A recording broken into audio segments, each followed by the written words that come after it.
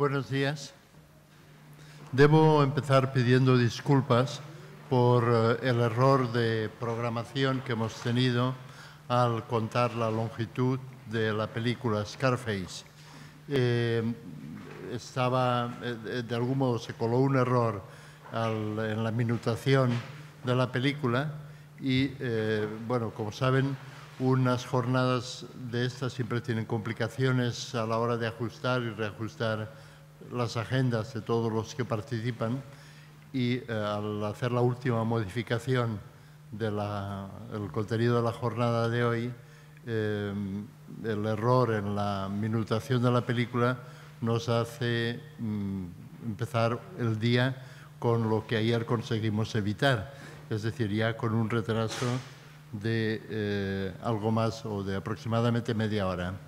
Vamos a tratar de irlo recuperando en el espacio que habrá entre el break, entre la conferencia de Jean-Luc Bourget y la conferencia siguiente.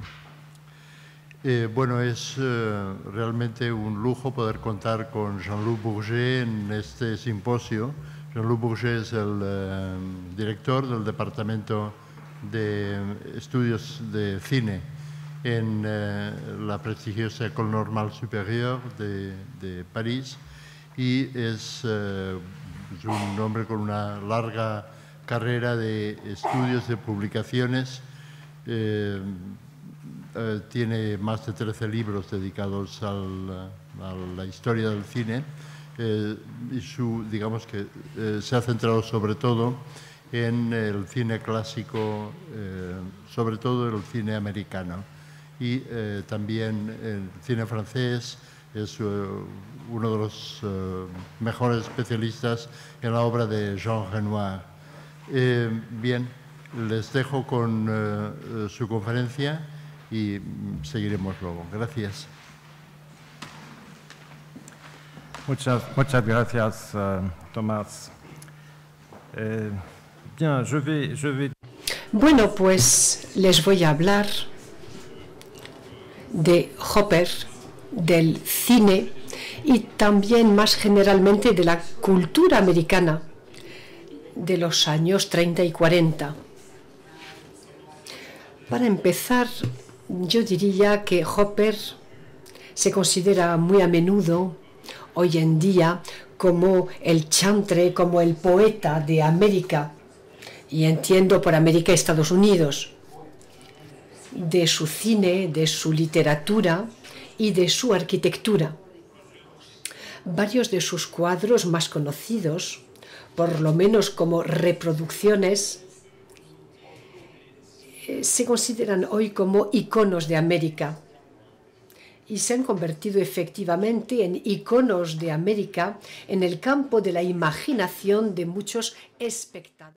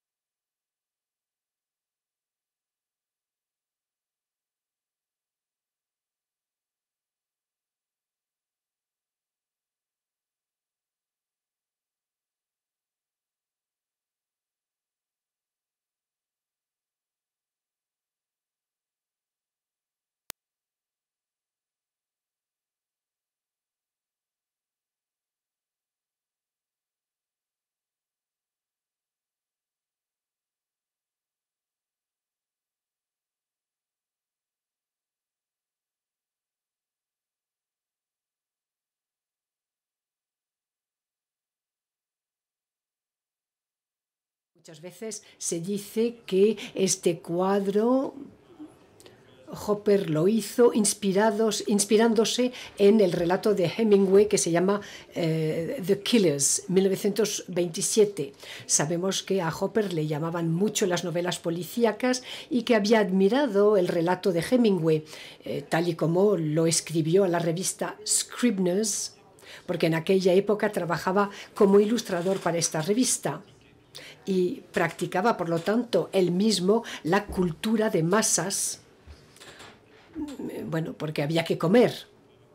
Sabemos que Hopper tenía relaciones bastante pesados en relación con esta época de su carrera.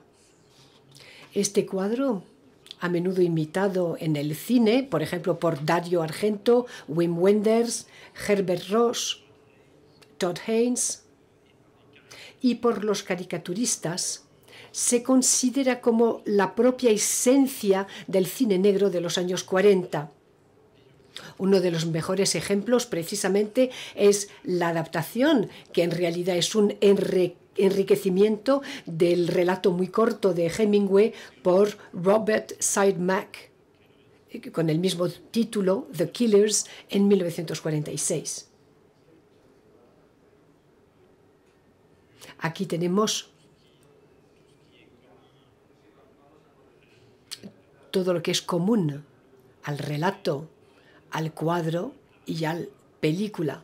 Es The Diner, es el restaurante en un antiguo vagón de un tren, y al principio del relato se habla de este vagón y después se ve en el cuadro. Pero Hopper dijo que era una cafetería de Greenwich Village, por lo tanto la localización es muy distinta. Y en la película de Siodmak, yo pienso que hay una diferencia muy importante entre el blanco y negro de Siodmak y el ambiente del cuadro de Hopper. Es un ambiente nocturno, pero también es una combinación cromática de amarillo fuerte. Bueno, aquí los colores no son muy fieles. Es una combinación, por lo tanto, cromática de amarillo fuerte, de verde bastante fuerte también y de rojo apagado. En lo que se refiere a House by the Railroad, que se puede ver ahora en la primera planta del museo, como se recordó ayer, bueno, como se dijo en la película muy bonita de Carlos Rodríguez, fue el primer cuadro de este artista que entró en la colección permanente del Museo de Arte Moderno de Nueva York, en el MoMA, en 1930. Todo el mundo sabe que esta casa extraña, aislada cerca del ferrocarril, y su arquitectura victoriana sirvieron de modelo para los decoradores de cine. El ejemplo más conocido es el Motel Bates en Psycho, Psicosis, de Hitchcock, 1960. Ejemplo al que podemos añadir las casas tejanas de Giant, Gigante, de George Stevens, 1956, y luego Days of Heaven, Días de Cielo, de Terrence Malick, en 1978. En el caso de Nighthawks, pasamos de la literatura, Hemingway, a la pintura, Hopper, y luego, por otra parte, pasamos también al cine de Hollywood, Siodmak. Ahora, con House by the Railroad, vemos que la influencia se ejerce también en el sentido que va desde Hopper, el cuadro de Hopper, hacia el cine de Hollywood, Hitchcock y Stevens, así como Malick. El estatuto de Hopper cambió a partir de los años 30. Se ha convertido ya en un pintor conocido y reconocido. Luego se le pondrá en tela de juicio por parte de los campeones del modernismo abstracto. Pero sabemos que Hitchcock dijo que se había inspirado del cuadro de Hopper para la casa Bates en Psicosis. Y sabemos también que Hopper fue halagado, se sintió halagado por este homenaje que se le hizo. Sabemos que Hopper es un gran aficionado al cine. Yo no he encontrado testimonio que haya visto Psicosis, pero sabemos que se llevó a su mujer y a una amiga para ver Los pájaros, The Birds, un poco más tarde. Las relaciones entre Hitchcock y Hopper son relaciones muy complejas y muy antiguas. Podría hablar solamente de eso durante esta conferencia, pero no tengo tiempo para entrar en detalles. Pero si analizamos desde el punto de vista estilístico algunas películas antiguas de Hitchcock, su periodo inglés, como por ejemplo The Ring en 1927, o bien The 39 Steps, Los 39 escalones, 1935, Los 39 escalones, 1935, veríamos que Hitchcock y Hopper comparten el mismo gusto por algunos temas, por ejemplo, los interiores de salas de espectáculo, y sobre todo el mismo gusto por algunas composiciones, los picados, las tomas oblicuas. Pero yo creo que en los años 20 y 30 no se puede hablar de verdad de influencia.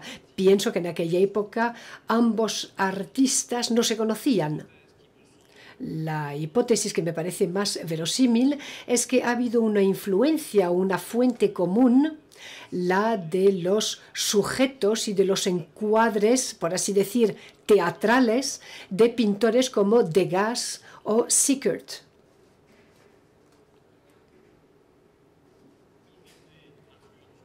Esta influencia se combina con el hecho de que unos artistas visuales que se ven confrontados con problemas similares han podido alcanzar de forma independiente soluciones comparables.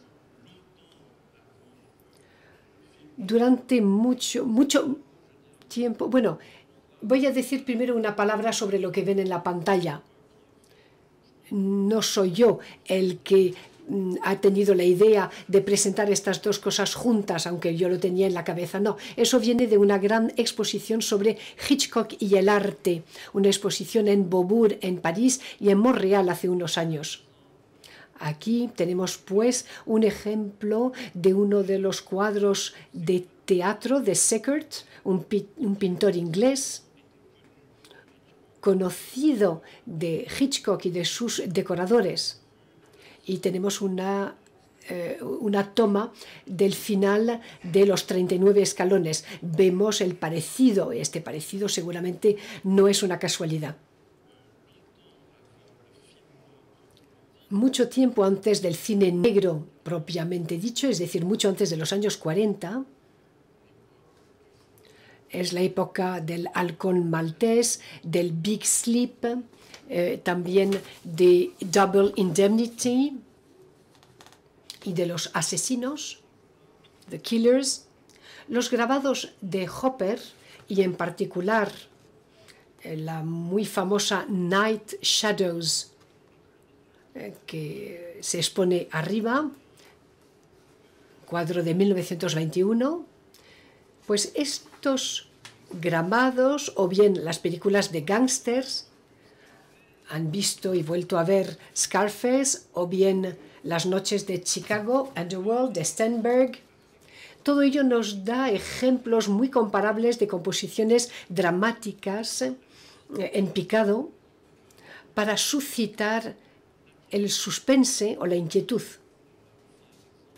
Tenemos también varios ejemplos de ello en Los 39 escalones. Sabemos también que Hopper vio muchas de estas películas, tanto películas negras de los años 40 como películas de gángsters como Little Caesar o bien Scarface, muy anteriores. Bueno, este es otro ejemplo de acercamiento, de comparación, que será seguramente una coincidencia. Es este interés hacia los puentes A finales del siglo XIX y durante el siglo XX la gente tenía fascinación por los puentes y se dramatizan los puentes a través de una toma oblicua. Es un cuadro muy famoso de Hopper, el puente de Queensboro en Nueva York, que volvemos a encontrar en Imitation of Life de Stoll y que encontramos también en Woody Allen. Es un puente muy distinto, pero visto desde el mismo ángulo. El puente de Hitchcock de los 39 escalones, el puente muy famoso que cruza the Firth of Forth cerca de Edimburgo, en Escocia.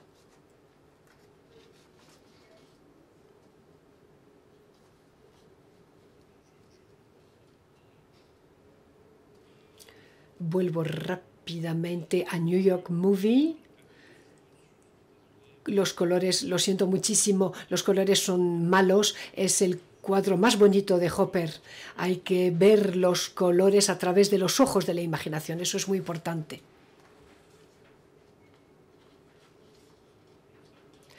Sabemos que New York Movie atestigua, entre otros cuadros y grabados, como este punzón que se llama The Balcony o bien The Movies. Por lo tanto, es un cine y no un teatro, porque en algunos casos no estamos seguros de ello. Por lo tanto, conocemos el interés de Hopper hacia las salas de espectáculo, que los americanos llaman de todas formas theaters. Están los legitimate theaters para las obras de teatro y los movie theaters para las películas, pero de todas formas son theaters o incluso palaces. Hopper se inspira a veces de salas identificadas y nombradas, por ejemplo, el Sheridan, que se puede ver también en la exposición, pero muy a menudo son salas que pinta de memoria o que combinan motivos que pertenecen a teatros distintos. En la mayoría de los casos, salvo cuando pinta con acuarelas, Hopper, cuando pinta al óleo, prefiere pintar en su estudio en vez que delante del motivo. Por lo tanto, tiene tendencia a recomponer las cosas. Y por lo tanto, New York Movie es un ejemplo de recomposición a partir de, por lo menos según su mujer, 5 cines distintos.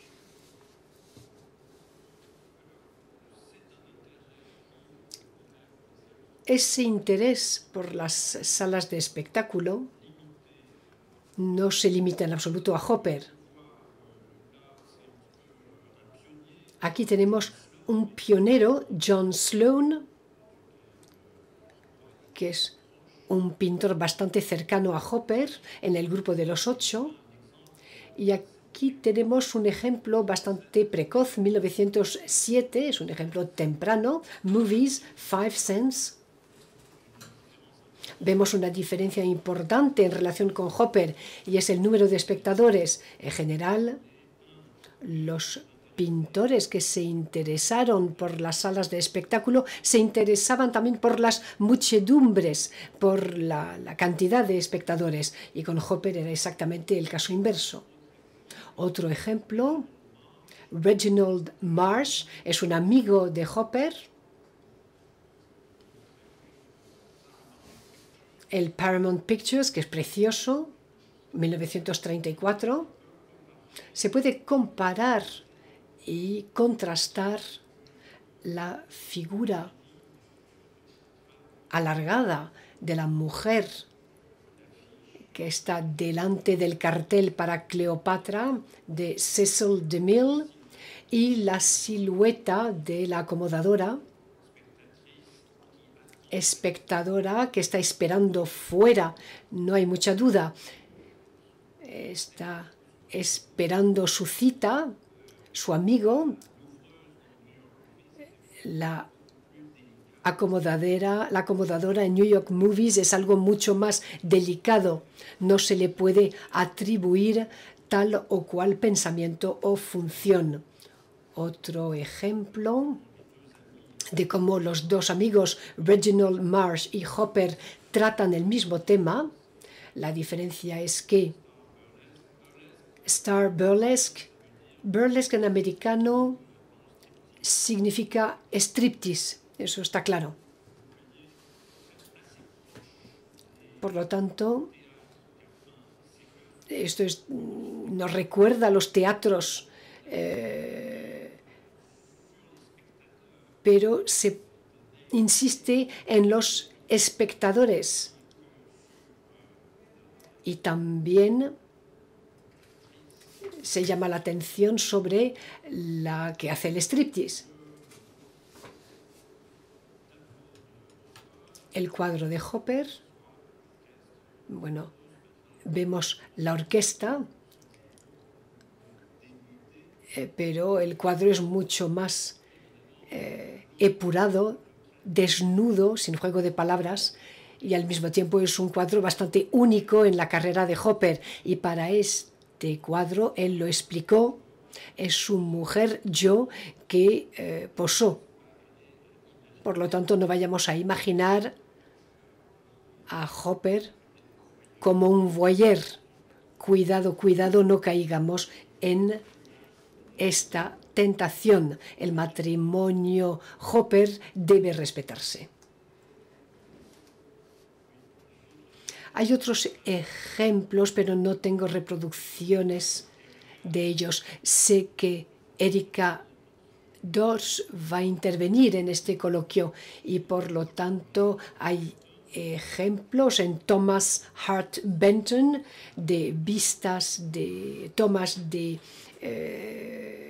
salas de cine como City Activities with Dance Hall en la serie de pinturas murales America Today 1930 u otro ejemplo como el que ven ahí, un poco como March a través de la acumulación, pero de forma mucho más alegre que lo que hemos visto de March y de forma más poética también, menos vulgar, son las catedrales de Broadway 1929.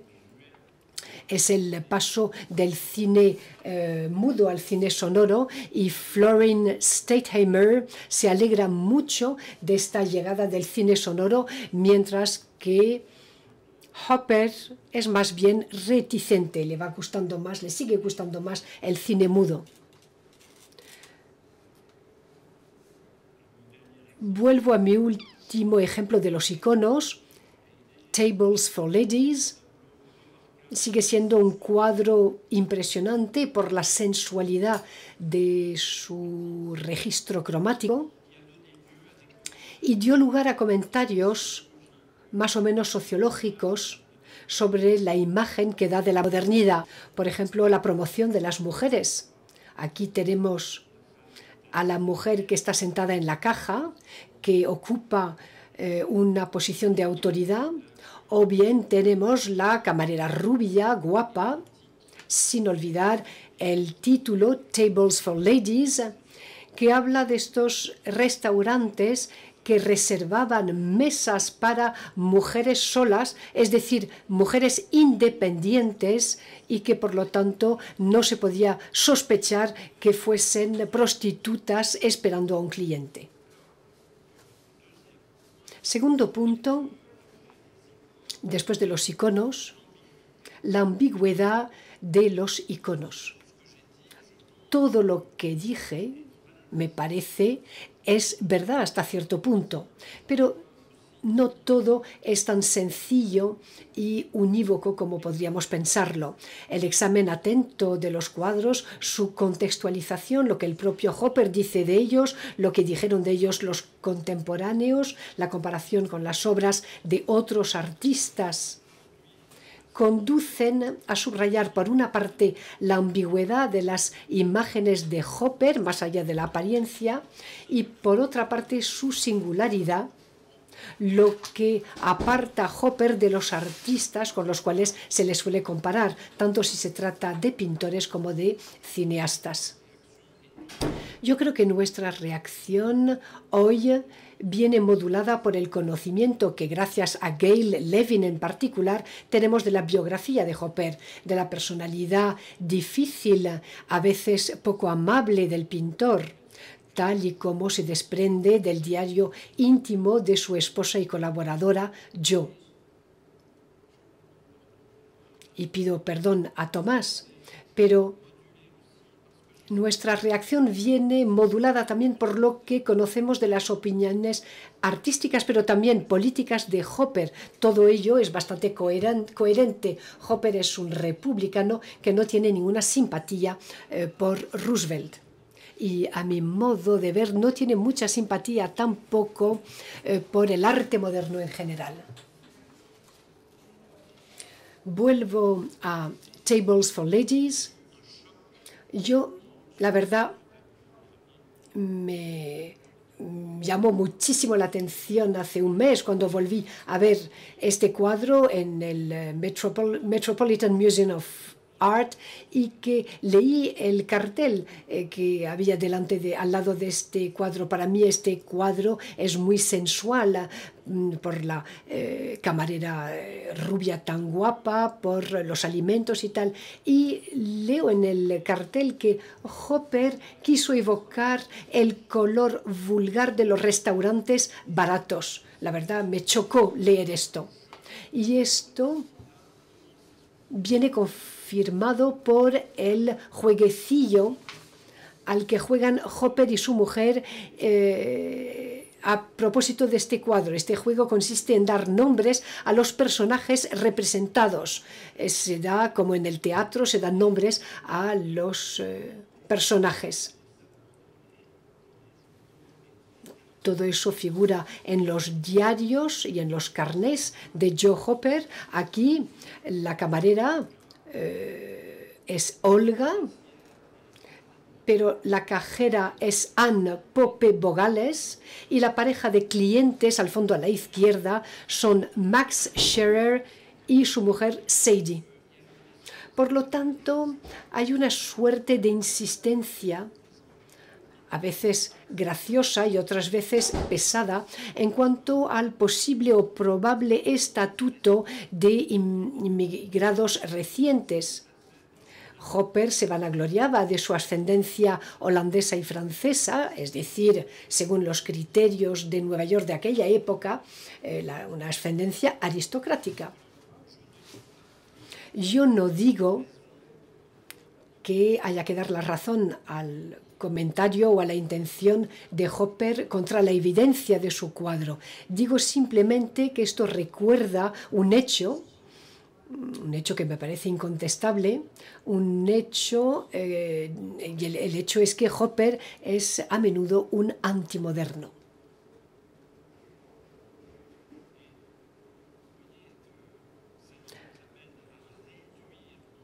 Eso nos invita no a borrar, sino a reducir la distancia entre Tables for Ladies y un cuadro como Automat, un cuadro muy sensual que se opone a un cuadro mucho más oscuro, depresivo, melancólico. Se habló mucho de este cristal muy grande que no refleja nada, del aislamiento de la consumidora, del ambiente lúgubre. Todo eso es conforme con el cliché de la inquietud o de la alienación de Hopper y el título con el juego de palabras, por lo menos implícito, entre Automat, porque literalmente Automat era una cadena de restaurantes automática, ni siquiera era autoservicio. Se ponían monedas y caía bebidas y comida. Se ven algunas películas, por ejemplo en Easy Living, una comedia de Mitchell Leisen de 1937, 10 años después, se ve un automat, una máquina automática. Si ya no sabemos lo que era un automat, pensamos que el título designa a la consumidora más que a la cadena, al restaurante en el cual se encuentra. Vuelvo a Nighthawks y a la inspiración de Hemingway. vamos a volver a encontrar el antimodernismo ahí. ¿Qué dice Hopper cuando lee The Killers y escribe? Es refrescante tropezarse con una obra tan honrada en una revista, tras haber tenido que tragar el caldo indigesto que constituye la mayor parte de nuestra literatura moderna. Este relato no le hace ninguna concesión al gusto popular, es fiel a la verdad, no tiene final feliz artificial. Por lo tanto, como lo ven, estamos muy lejos de un elogio de la cultura popular en general. Estamos muy lejos de un elogio de los finales felices y artificiales de las películas de Hollywood en particular.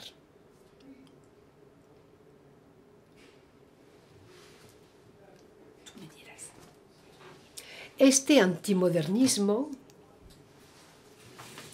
lo encontramos también, según la descripción muy bonita que el poeta Mark Strand le hizo al cuadro. Strand ve en el cuadro una figura de resistencia altiva al progreso, simbolizado por la vía de ferrocarril en el primer plano, y contradictoriamente una suerte de sumisión llena de dignidad frente a lo inevitable, y es la inevitabilidad del progreso en cuestión. El cuadro muestra también la ambigüedad fundamental de la relación de Hopper con la arquitectura americana. Hopper piensa que la arquitectura americana es a la vez potente y fea. Cuando habla de su amigo, el pintor Charles Burfield, precisionista, dice: nuestra arquitectura indígena, con su belleza horrenda, contradicción, sus tejados fantásticos neogóticos, abuhardillados al igual que en París, neocoloniales bastardos, otra vez contradicción, con estos colores que queman los ojos, donde las armonías delicadas de su pintura pasada. Es decir, que la arquitectura americana es una mezcla entre Europa y América, de belleza y fealdad, de violencia y delicadeza. Es una cosa y su contrario. También recordaremos,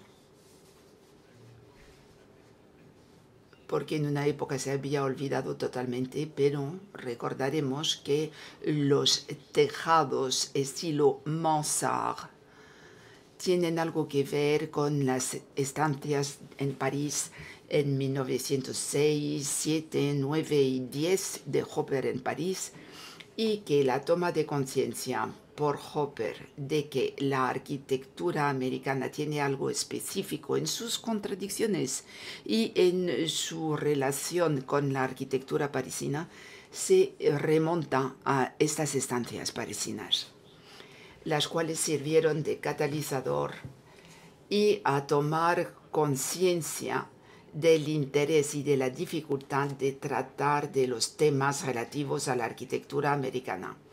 Exactamente al igual que para New York Movie, o sea, hay 5 cines distintos que han servido a Hopper y siempre se ha negado a identificar la casa cerca de las vías del tren.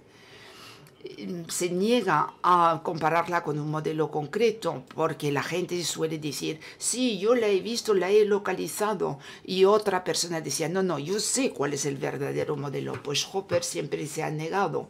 Ha dicho que era una hibridación de una construcción que vio en Nueva Inglaterra y en Francia. Y Jo Hopper, su esposa, explicaba que había pintado esta casa de memoria a partir de los múltiples ejemplos que había visto.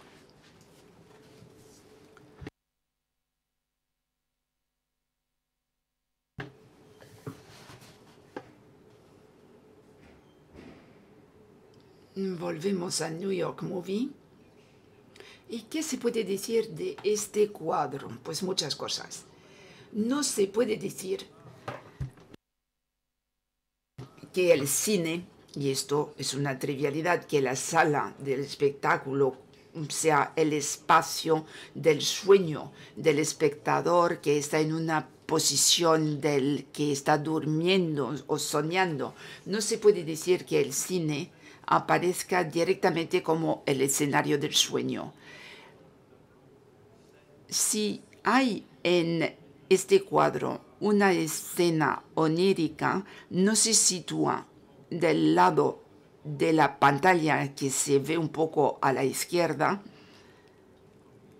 Este cuadro, como casi siempre en Hopper, no está desamueblado, entre comillas, como se dijo. Está despoblado. Se ven, o se adivina más bien, dos espectadores aislados que ni siquiera están juntos. Nada tiene que ver con las muchedumbres que se pueden ver en las pinturas de Toulouse-Lautrec, Sloan o en las películas de Hitchcock. Pero yo diría sobre todo que el sujeto del sueño no es esta pareja que quizás se esté besando en primer plano en la pantalla, sino que es más bien la acomodadora y el modelo, naturalmente, ya lo saben, es Jo Hopper, porque es la que siempre le sirve de modelo. Pero esta acomodadora representa la melancolía, la ensoñación, y no está mirando la película. La escena del sueño se desplaza hacia la derecha, en particular debido a la cortina roja que está justo donde empieza la escalera, y este motivo del pilar ornamentado, y reconozco que se ven mejor los detalles en las reproducciones que cuando se ve la obra en realidad, porque la pintura misma quizás necesite alguna limpieza, por esto las reproducciones son útiles.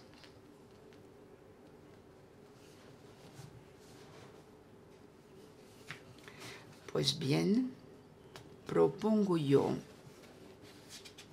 y espero que Tomás estará de acuerdo, porque habló de la pintura italiana, de final de la Edad Media. Yo propongo comparar este pilar con el de la abadía de Souillac en el sureste de Francia, que es un ejemplo bastante misterioso de escultura románica. Y esto representa la diferencia. Hay esta falta de parecido en estos animales que se entrecomen.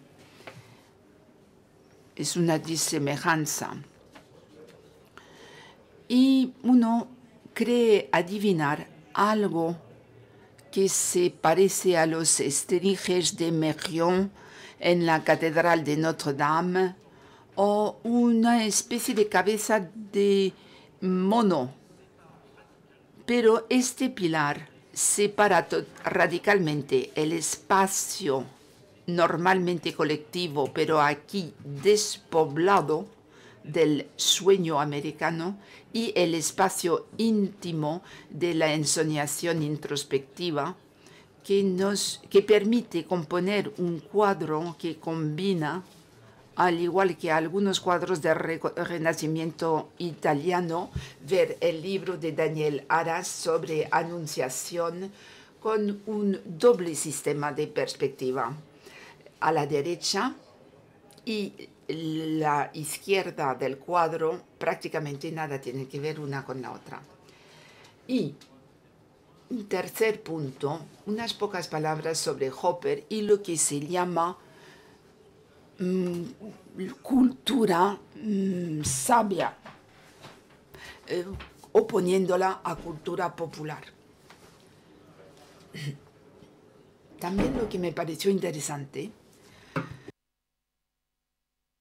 es que uno de los textos más bellos, y para mí fue algo que me sorprendió, pero encontré la referencia primero en un catálogo de Hopper, sobre Hopper, o sea que no es mía esta referencia, es lo que dice de ello André Breton, que llega en Nueva York en 1941, se va a ver el MoMA y uno de los cuadros que llama su atención es Red Movie y ve precisamente en esta cortina roja el índice de una escena de sueño, que es el momento en que se vuelca hacia un nuevo mundo del arte que no es surrealista, pero que Breton reconoce él que es el papa del surrealismo. Y lo que hace Hopper no se parece para nada a lo que se hizo anteriormente en pintura. En este sentido, es un moderno, un modernista que inaugura algo, en particular a partir de 1939, porque Breton piensa que las fechas de las grandes guerras son fechas bisagras también para la historia del arte. Lo dice en cuanto a 1871, 1913 y 14 y 1939 y 40. Ha habido mucha exégesis sobre Hopper. Se ha comparado con Hemingway, con Faust, con William Carlos Williams, de Wallace Stevens, de Derrida, Heidegger, Hölderlin, San Juan de la Cruz. Bueno, ¿y qué artista moderno no se ha comparado acaso con San Juan de la Cruz? Bueno, debo decir que algunas de estas comparaciones me parecen un poco definitivas, prueban poco. Y para volver a las lecturas de Hopper, porque ya tenemos algunas indicaciones sobre lo que leía normalmente, había novelas policíacas, pero también le gustaba Shakespeare, Goethe, Emerson, Henry James, que no es un autor fácil, de Melville. Varios títulos de sus cuadros hacen pensar en estas lecturas. Toda su vida mantuvo una gran familiaridad con la literatura francesa, en particular Verlaine, y eso se ve muy bien en la exposición.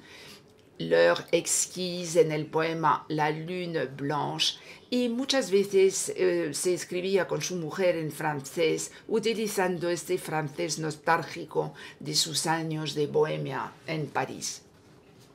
De la misma manera, y cualquiera que sea la afición innegable de Hopper para los movies y las películas de Hollywood, películas de gángster, cine negro, thrillers tipo Hitchcock, pues creo que no hay que dejar de lado otra pista que además no se ha dejado de lado del todo. Pero si se miran los catálogos, las publicaciones, el programa de este simposio y las películas proyectadas, hay mucha película de gángster y de cine negro. Esto parece obvio, pero no hay que olvidarse que hay otro cine que le interesa, el cine del continente o el cine europeo, como dicen los americanos, es decir, the European Art Films. Y Hopper y su mujer iban al cine a ver este tipo de películas europeas, no solamente películas de género americano. Por ejemplo, admira mucho la Kermesse héroïque, 1935, Jacques Feder, autor francés de origen belga. ¿Y por qué? En particular, porque comparte con esta película, que es además una tentativa de hacer cinematográfico la pintura flamenca y holandesa. O sea, comparte este gusto de Feder por la pintura de los Países Bajos. Les recuerdo, y esto me retrotrae al aspecto moderno, pero no del todo moderno de Hopper. Les tengo que recordar que en una entrevista muy interesante que concedió con motivo de un libro sobre una serie de pintores americanos hacia 1960, pues se le preguntaba cuáles son sus pintores favoritos. Y entonces dice Rembrandt. 2. Mérion, que es un grabador, no es un pintor. Es Baudelaire y Victor Hugo, que admiraron muchísimo a este grabador que trabaja en blanco y negro. Y Degas. Y nada más. Su panteón son estos 3 artistas. Uno de ellos considerado como artista menor con relación a los otros 2. También se va al cine, y perdónenme que me repita, pero me parece importante con relación a la película de Carlos Rodríguez, que al igual que yo habrán visto ayer, Les Enfants du Paradis de Carnet y Prévert, donde se ve su afición por el teatro y la pantomima. Así que se ve su admiración para este tipo de arte mudo, que puede ser dramático, pero no necesita de la palabra para expresarse. Es decir, que se parece más a la pintura que se parece el cine sonoro o el teatro, si los comparamos con la pantomima. Esta película, que probablemente conocen, con Jean-Louis Barrault, que se ve aquí en el personaje histórico del mimo de bureau. Una transposición muy libre, por cierto, pero lo podrán ver en la exposición que está arriba. Y aquí tenemos los 2 comediantes, que es el último cuadro de Hopper de 1965, que casi siempre se interpreta, y además es bastante evidente, como siendo una especie de adiós de Hopper y su mujer y colaboradora Jo, un adiós a su carrera y a la vida. Más adelante, Hopper ve películas como Mon oncle, de Jacques Tati. También me parece muy interesante. Es homenaje al cine mudo, porque Tati es alguien que por los años 50 y 60 prácticamente sigue haciendo cine mudo. Las pocas palabras que se oyen o no se oyen no tienen importancia ninguna. Y va a haber una película muy intelectual, Une aussi longue absence, una película d'Henri Colpi, según la novela de Marguerite Duras. Y ya saben que a mucha gente no les gustan las películas basadas en Marguerite Duras. Entonces, cuando habla o cita una película de Hollywood, cita All About Eve, y dice, esto es lo que Hollywood ha hecho mejor prácticamente. Y es como una película sobre el teatro. Y lo que le gusta del cine de Hollywood es lo que es típico de Hollywood, pero también lo que no lo es tanto, como un cine más intelectual de Mankiewicz. Y para concluir, insistiré sobre la ambivalencia de Hopper frente a estas 2 culturas que naturalmente algo tienen que ver, la cultura americana, la cultura europea, en particular francesa. Esta ambivalencia es tan importante como la del regionalista Grant Wood,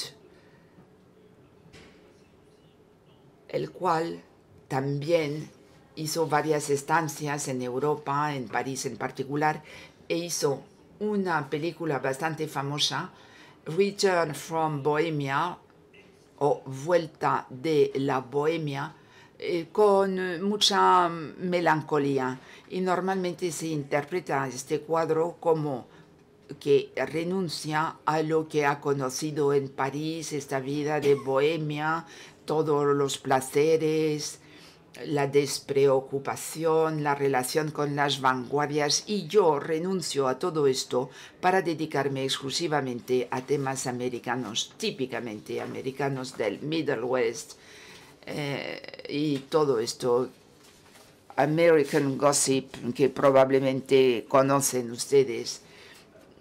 Entonces diría yo que Hopper, de forma más interiorizada, más discreta, más secreta, dice un poco lo mismo. Jamás volvió a Europa después de 1910. Se dedicó básicamente a lo que es la cultura americana, el paisaje americano, esta cultura de la que reconocía la vitalidad, pero también decía que era un poco burda, y es un nostálgico de la cultura europea, con todo el refinamiento que puede tener, pero también la parte de decadencia. Es decir, que hasta cierto punto Hopper es moderno y antimoderno, y de alguna manera no solamente es poeta de América, pero también es un exiliado por dentro. Siempre tiene en la memoria esta cultura europea que considera como una cultura de letras y distinguida. Muchísimas gracias.